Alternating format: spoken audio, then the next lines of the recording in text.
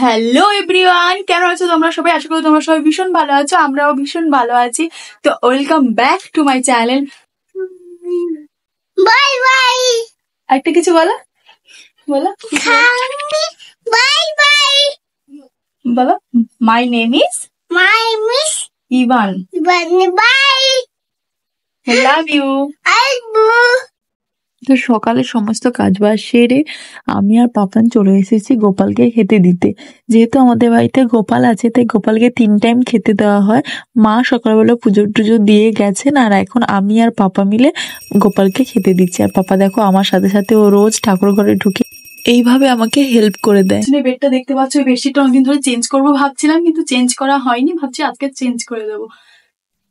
সকালে ঘুম থেকে উঠে আর রাতে ঘুমোতে যাওয়া পর্যন্ত বাড়ির বউদের কাজের শেষই থাকে না। একটার পর একটা কাজ চলতেই থাকে। রান্না করা, খাওয়া, বাচ্চাকে স্নান করানো, খাওয়ানো। তো এরকম সমস্ত কাজ করতে করতে যেন মেয়েরা মানে বউরা নিজেদেরকে কোথায় যেন ভুলে যায়, তাই না? তো বাদ দাও, এবার এখন বেডটা ক্লিন করে নিচ্ছি। অনেক কথা বলে ফেললাম, আর এবার বেডটা ক্লিন করে নিই। তো আমার বেডশিটটা টান না হলে একদম ভালো লাগে না। তো কালকে রাতে এডিটিং এর কাজ করতে করতে ঘুমোতে প্রায় ওই 2টো নাগাদ ভেজে গেছিল। তো রাত 2টো দিকে ঘুমিয়ে আবার সকাল 7:30টার দিকে উঠেছি।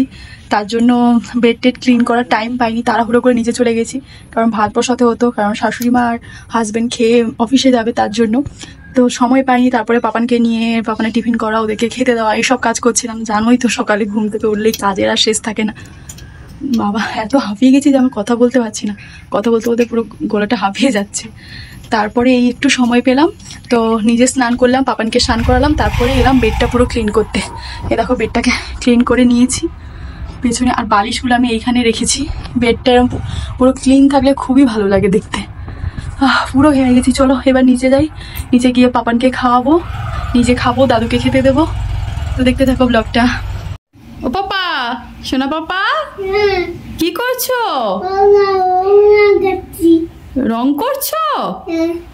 এ মা, বিছানায় ফেলেছো তুমি? বদ্দি আসলে বকবে না তোমায়? দেখি কেমন রং করতে পারে, কই দেখি কেমন রং করছো, কেমন কেমন দেখি দেখি। এখানে করো, এখানে। তোমার নাম লেখো, তোমার নাম কি বলো? ইভান প্রামাণিক সৌরভ। তোমার নামটা লেখো। Very good. তো পাপান খেলাধুলা করছিল, তারপরে ওকে আমি খাইয়ে দিয়েছি। এবার করছি আমি আমার লাঞ্চ। ও লাঞ্চে দেখো, এটা হচ্ছে লাউ ফুলের বড়া, তারপরে মাছের তরকারি আর ডাল ছিল, আর একটু স্যালাড ছিল। তো আমি এবারে লাঞ্চটা করে নিচ্ছি।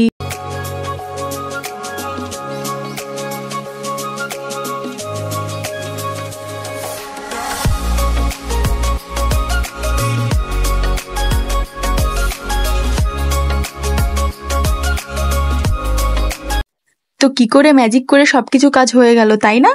ম্যাজিক কিছুই না, সবকিছু কাজ আমাকেই করতে হয়েছে।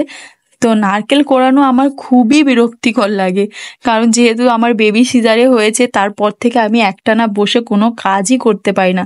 তাও খুব কষ্ট করে এই 2টো নারকেল আমি ভালো করে কুড়িয়ে নিয়েছি। তারপরে চলে এসেছি দেখো রান্নাঘরে। তো রান্নাঘরে ওই নারকেলটাকে দিয়ে আমি একটু ছই বানিয়ে নেবো। তোমরা কি বলো জানি না, আমরা তো ছই বলি। তো নারকেল চিনি দিয়ে ভালো করে পাক দিয়ে একটা ছই বানিয়ে নেবো। তো আজ বানাচ্ছি পাটিসাপটা পিঠা, আর এটা হচ্ছে বৃহস্পতিবারের ব্লগ। তো আজকের ওই জন্য ভাবছিলাম যে একটু পাটিসাপটা পিঠা বানানো যাক, যার জন্য বানাচ্ছিলাম। আর আজকে দিদারাও যাচ্ছিল কলকাতায়, তো কলকাতায় মামার বাড়িতে যাচ্ছে, ভাবলাম তাহলে কিছু পিঠে বানিয়ে দিই, মামাদের জন্য নিয়ে যাবে। তো এদিকে নারকেলটা বসিয়ে দিয়ে আমি কি করছি, ময়দাটাকে মাখিয়ে নেব। তো ময়দাতে কিছুই দেবো না, ময়দা আর সামান্য লবণ দিয়ে ভালো করে একটা পেস্ট বানিয়ে নেব। দেখো এখানে 1 বাটি জল আমার পুরোটা লাগেনি, ওই 1 বাটি থেকে একটুখানি জল কিন্তু থেকে গেছিল। তো এমন থিকনেস বানাতে হবে যাতে খুব পাতলাও না হয়, আবার খুব গাঢ়ও না হয়। দেখো আমি একটা প্রথমে ট্রাই করেছিলাম, তো ফার্স্টটা ট্রাই করতে গিয়ে কিন্তু ভালো হয়নি। আমি একটা পেঁপের মুখটা কেটে নিয়েছি, দিয়ে ওইটা দিয়ে কড়াইতে তেল দিচ্ছি। তো সামান্য তেল ছড়িয়ে দিয়ে তারপরে ব্যাটারটা দিয়ে ভালো করে স্প্রেড করে নেবো। দেখো স্প্রেড করে নিতে পুরো গোল হয়ে গেছে, আর জাস্ট 2 মিনিট ওয়েট করতে হবে, কারণ ময়দার জিনিস তো বেশি সময় লাগে না। তো 2 মিনিট পরে দেখো পুরোপুরি হয়ে গেছে। আর আমি কড়াইয়ের মধ্যে পুর দিই না, আমার মনে হয় সব থেকে ইজি প্রসেস এটাই হয় যে কড়াই থেকে তুলে নিয়ে থালার মধ্যে নিয়ে তারপরে তাতে আমি পুর দিই। এটা আমার খুব ইজি লাগে, তাই জন্যই তোমাদেরকে শেয়ার করলাম। আর তোমরাও এরকম করে ট্রাই করো, দেখবে খুব ভালো হবে, মানে গোলটা খুব ভালো, রোলটা খুব ভালো হবে। যার জন্য আমি এই দেখো এত সুন্দরভাবে রোল হয়ে গেছে। দেখো পাটিসাপটা পিঠাটা খুব সুন্দর হয়েছে। এরকম করে আমি বাদবাকিগুলো সব বানিয়ে নেব। তো দেখো এখানে আমার সবগুলো পিঠে হয়ে গেছে, পুরো এক থালা হয়েছে। তারপরেও কিন্তু কিছুটা পুর থেকে গেছে, যেহেতু ব্যাটার শেষ হয়ে গেছিলো ওই জন্য করতে পারিনি, পরে বানাবো। তাই জন্য আমার হাজবেন্ডকে বলেছি একটু ময়দা আনতে। এবার যাচ্ছে দিদারা কলকাতায়। তো দিদারা কলকাতায় যাচ্ছে, পাপানেরও মন খারাপ, আমাদেরও মন খারাপ, কারণ ওরা ঘুরতে যাচ্ছে, আমরা যেতে পারছি না, এই জন্য তো মন খারাপ। আর পাপান দেখো টোটো আসতে টোটোর ওপরে বসে গেছে, বলছে আমি আর নামবো না, আমি আর নামবো না। তোকে অনেক কষ্টে ওকে বুঝিয়ে বাজিয়ে নামানো হলো। তারপর মা আর দিদা যাচ্ছে কলকাতায়। তো এরকম যেতে ওর খুব ভালো লাগে, কলকাতায় ট্রেনে করে যাবে, এই করবে, তো ওর খুব ভালো লাগে। তাই জন্য ও কিন্তু খুব মিস করছে, পরে কান্নাকাটিও করছিল। আর এদিকে দেখো আমার হাজবেন্ডও ঠিক একই টাইমে চলে এসেছে। তো ওরা মার সাথে কথা বলছিল যে আসছে সাবধানে থাকার জন্য। তো এখানে দেখো পাপান ওদেরকে দেখছে অনেক সময় ধরে। তারপরে আমি বাড়ি চলে এসেছি। গুড ইভিনিং সবাইকে। তো এখন হয়ে গেছে বিকেল ওই 5টা 5:30 বাজে। তো এখন এই যে রেডি হয়ে দিয়েছি, আমি বানাবো রিলস, যার জন্য এই লুকটা ক্রিয়েট করেছি। এখন প্রায় সন্ধ্যে 7:30 বাজে। এখন আমি কিছু কাঁঠাল খেয়ে নিচ্ছি, আর তারপরে বসিয়েছি ভাত। তো রাতের জন্য এই যে ভাত বসিয়েছি, আর যেহেতু আমরা বেশি জন নেই, অল্প করেই চাল নিয়ে বসিয়েছি কয়েকজনের জন্য। যেহেতু পরের দিন শুক্রবার হাজবেন্ডের অফিস আছে, তার জন্য আমি আগের দিন করেই সমস্ত সবজি টবজি কেটে রাখি। আর এখানে দেখো ও নিয়ে এসে অনেক রকমের সবজি, আলু নিয়ে এসে, ঝিঙে, পটল, ঢ্যাঁড়স, সয়াবিন, কালকে নিরামিষ তরকারি হবে, যার জন্য এত কিছু সবজি এনেছে।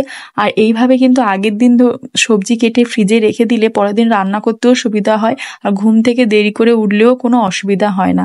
তো কিছুটা সবজি আমি কাটছিলাম, তারপর ভাবলাম আমার তো ফোনটির ক্যামেরাটা অনই করা হয়নি, তারপরে আমি ক্যামেরাটা অন করলাম। আর এখানে দেখো রাতের জন্য অল্প করে আলু ভাজা করছি, কারণ আমার ডিনার কমপ্লিট হয়ে গেছে, ওই হাজবেন্ড আর আমার ছেলের জন্য করছি। তো কিছুটা আলু ভাজা করে নেবো। তো আজকের দিনের মতো সমস্ত কাজ আমার কমপ্লিট হয়ে গেছে, জাস্ট ওদেরকে আমি খেতে দেবো, দিলেই আমার সমস্ত কাজ শেষ হয়ে যাবে। তো যদি তোমাদের ব্লগটা ভালো লেগে থাকে তাহলে প্লিজ একটা লাইক করে দিও। বাই।